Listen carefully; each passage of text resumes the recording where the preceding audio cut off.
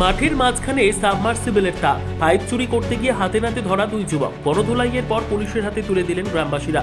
দক্ষিণ দিনাজপুর জেলার বংশিয়ারি ব্লকের ডিটোল শাহানন্দ এলাকায় সাবমার্সিবলের তার ও পাইপ চুরি করতে গিয়ে হাতে নাতে ধরা পড়ল দুই যুবক।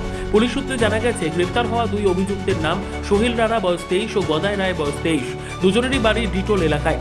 জানা গিয়েছে, ধৃত দুই যুবক দীর্ঘদিন ধরেই বিভিন্ন অসামাজিক কাজের সঙ্গে যুক্ত ছিল এবং বিভিন্ন এলাকায় চুরি ও ছিনতাইয়ের ঘটনায় নাম জড়াচ্ছিল।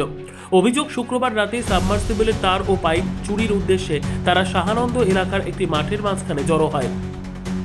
সাবমার্সিবলের মালিক সুরেশ মহন্ত ও তার পরিবারের লোকজন আগে থেকেই চুরির আশঙ্কায় নজরদারি চালাচ্ছিলেন। রাত আনুমানিক 8টা নাগাদ তারা দেখতে পান দুই যুবক সাবমার্সিবলের পাইপ কাটতে শুরু করেছে।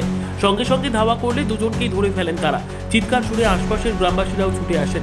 উত্তেজিত জনতা দুই যুবককে গণধোলাই দেয়। পরবর্তীতে খবর পেয়ে বংশিয়ারি থানার পুলিশ ঘটনাস্থলে পৌঁছে দুজনকে আটক করে। সাবমার্সিবলের মালিক সুরেশ মহন্তর লিখিত অভিযোগের ভিত্তিতে পুলিশ তাদের গ্রেফতার করে।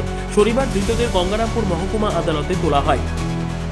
এই বিষয়ে সাবমার্সিবলের মালিক সুরেশ মহন্ত বলেন, সুরেশ মহন্তর ছেলে জানান,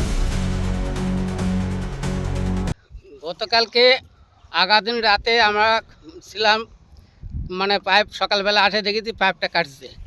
কাটার পরে কালকে রাতে আমরা দুজনের স্টেপ নিছি। স্টেপ নেওয়ার পরে তখন ওই ধরা পড়ে গেছে রাত 8টার দিকে। হ্যাঁ, আমরা এই সাইডে লুকাইছিলাম।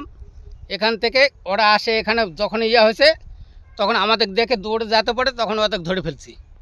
ধরে ফেলে তারপরে আরও লোকজন জমা হয়েছে। হ্যাঁ, দুটা থাপ্পড় দিয়েছে, নিয়ে যা পুলিশের হাতে তুলে দিয়েছে। আমাদের বাড়ি হচ্ছে শাহানন্দ। তো আমার বাবা লোকের মার্শাল ওই কন্টাকে চালাই, সিজনে জল দেয় জমিতে লোকের। তো ওই যে ওখান থেকে ট্রান্সমিটার থেকে মার্শালের তার 3বার করে লাগাইছে, 3বার করে চুরি করে নিয়ে গেছে। তারপরে মার্শালের এই যে আপনার স্টার দেয় যে সুইচটা, এই সুইচটা ছিল, এই সুইচটা চুরি করে নিয়ে গেছে। এই যে প্লাস্টিকের পাইপগুলা 1800-1900 টাকা রোল, এই রোল 3 রোল 4 রোল করে পাইপ এগুলো থাকে মাঠের মধ্যে, এগুলো সদ্য চুরি করে নিয়ে চলে যায়। এখন এই যে মার্শালটা এমনভাবে কাটছে, এই মার্শালটা যদি হয় মোটর তুলবে না পাইপ তুলবে ভগবান সে জানে। এখন বাবারা ধরছে, আমরা তো ধরে 2-4 থাপ্পড় দিয়ে পুলিশের আন্ডারে দিছি।